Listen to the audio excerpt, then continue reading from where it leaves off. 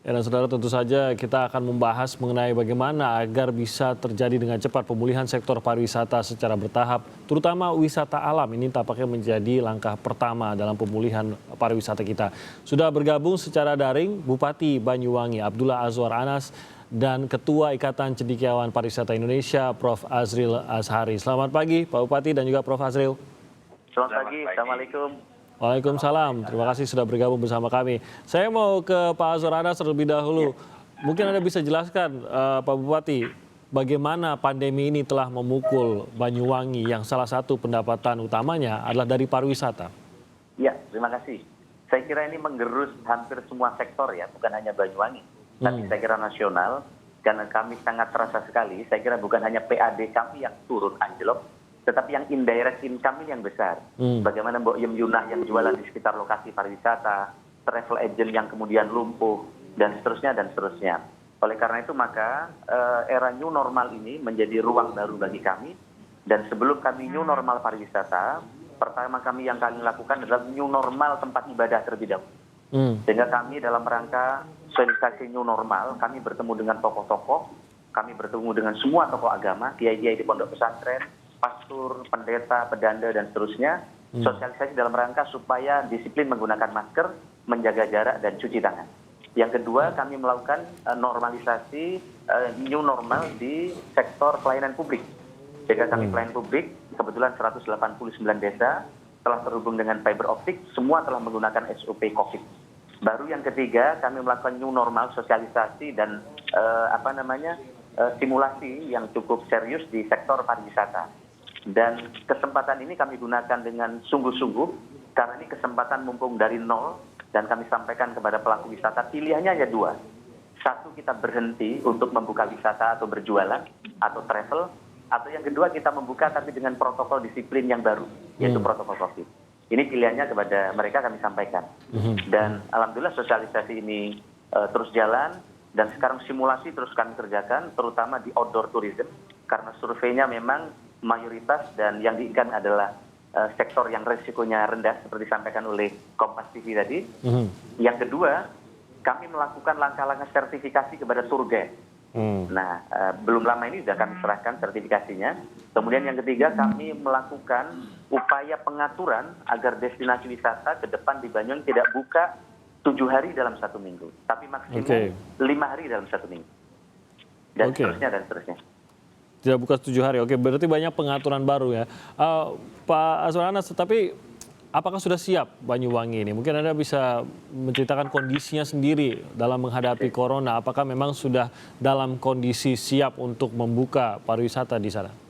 Baik, ya, tentu kami tidak buka semuanya. Kami buka bertahap yang risikonya kecil, terutama juga ke hotel-hotel yang telah kami beri sertifikasi new normal. Begitu juga restoran-restoran yang telah ada sertifikasi atau tanda new normal, tetapi ini tidak berarti selamanya. Dia akan dicabut jika memang tidak memenuhi. Maka langkah-langkah yang terukur dan terbatas ini yang pertama kami lakukan.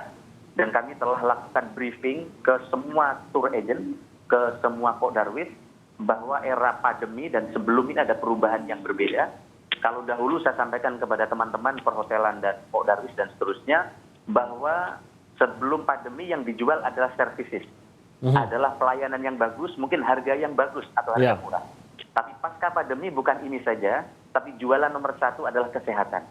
Karena begitu orang datang merasa terancam kesehatannya, merasa SOP restorannya, kafenya tidak sehat, orang tidak akan kembali lagi.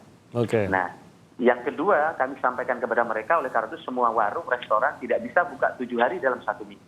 Kami minta minimal 1 hari mereka untuk tutup. Ini yang ada sertifikat atau tanda new normalnya.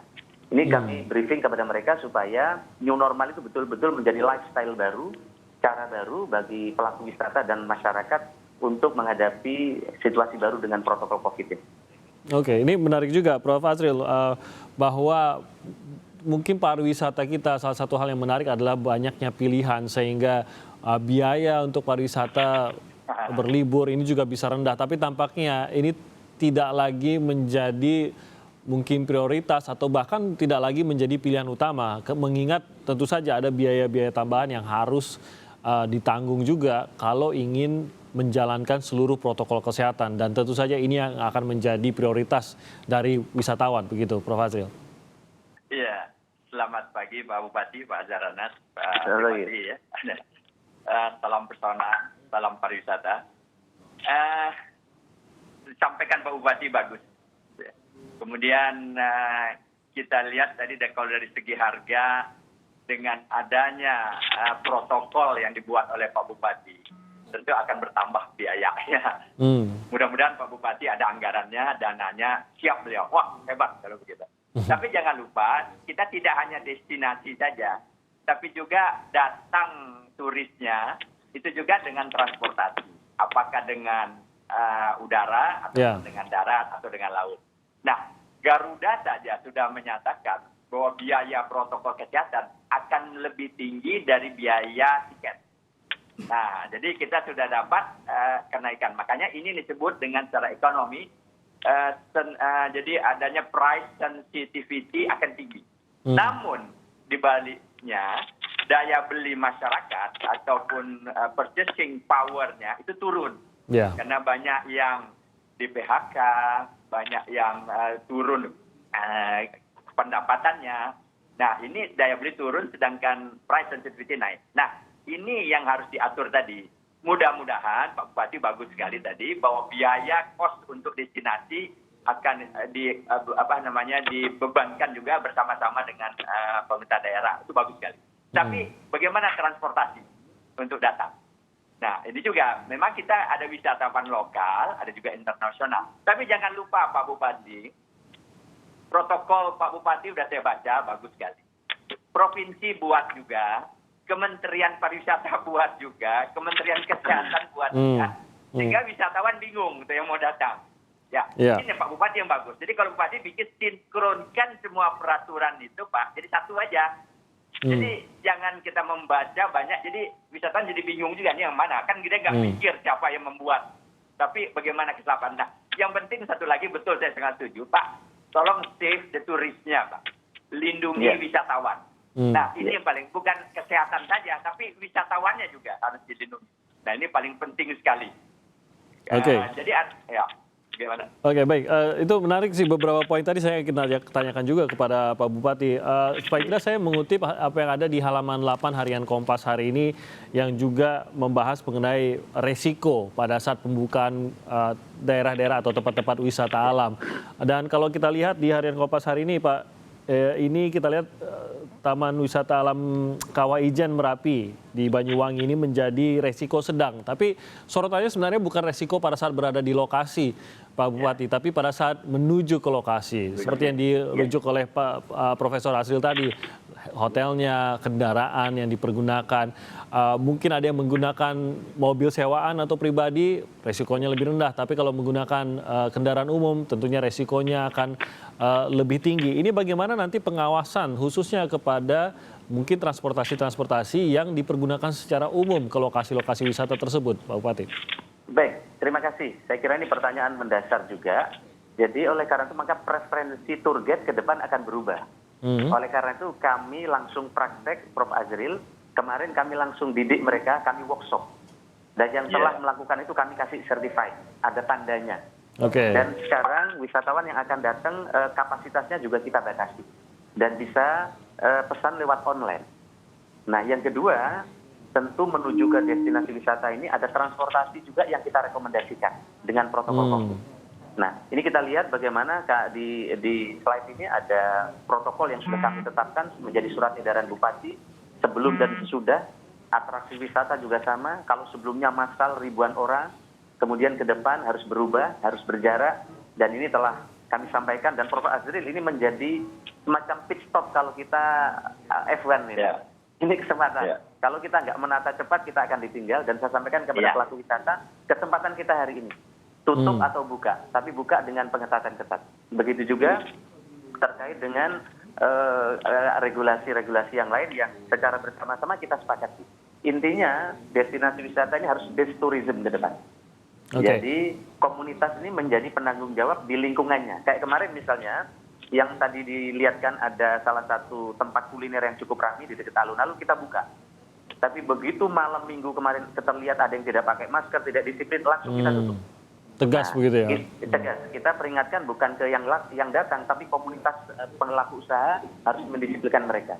Sehingga harapan kita memang ini ada disiplin baru, dan jujur ini bukan perkara mudah.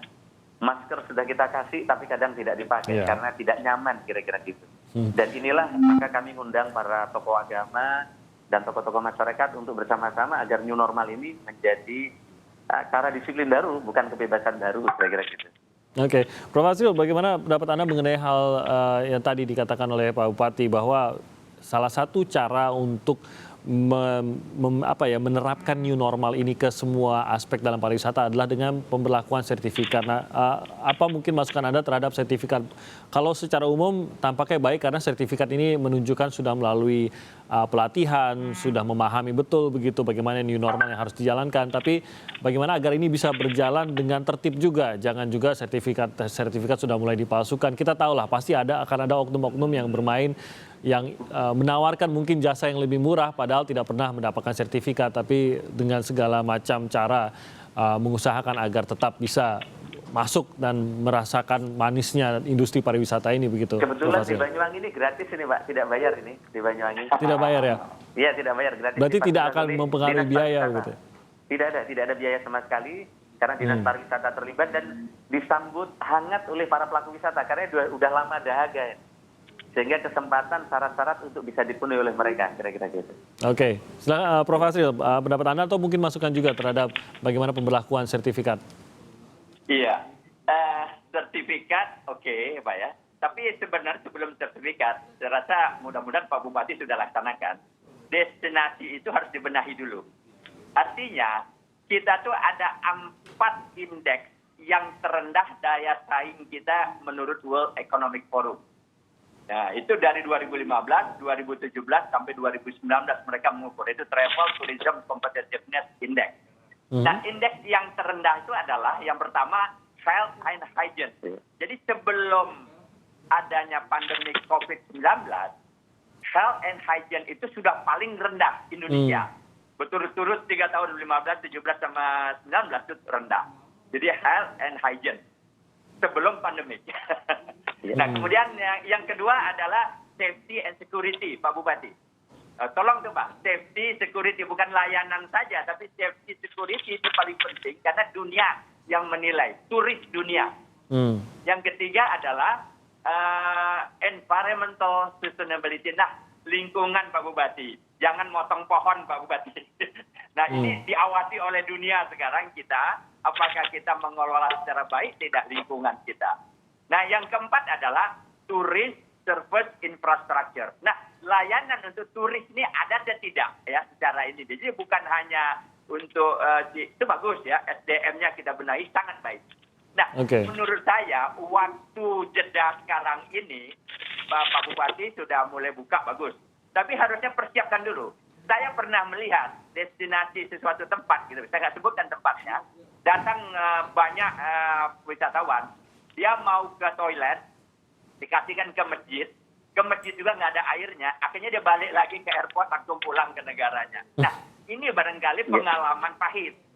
Nah, bagaimana pengalaman pahit ini? Mudah-mudahan tidak. Kalau saya tahu Pak Bupati itu paling hebat dalam pariwisata. Dia harus care dulu Pak, benahi dulu yang basic, baru kita untuk membenahi, membukanya secara bertahap tadi. Oke, itu memang untuk general Indonesia ya, bukan takutnya orang berpikir itu khusus Banyuwangi, tapi itu secara umum di Indonesia, pendapat terhadap Indonesia. Mungkin, oke, Pak Bupati, Anda bisa menjawab, tapi kita akan jeda sebentar. Nanti Anda langsung kami berikan kesempatan untuk menjawab hal tersebut.